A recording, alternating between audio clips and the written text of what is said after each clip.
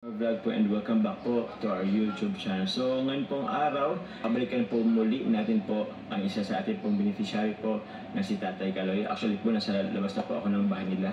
Andun po yung bahay nila. Yan po nakikita nyo.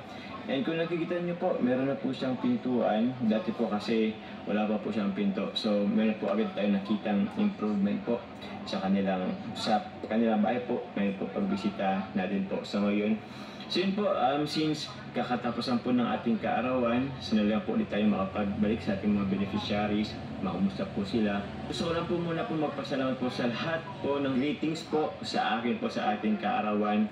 And maraming salamat din po sa nagpa-sponsor po, yung celebration po ng celebration po ng ating kaarawan. Maraming salamat po sa Team Jomcar 18, Jomcar Community, and also Team Jomcar for Fanatics, Team Jomcar Forever.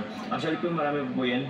Team Jomcar Global po, maraming salamat po. And sa lahat po nang nagpadala po sa akin ng birthday gift, maraming salamat po. And sa mga pa-cake, lechon, sa food.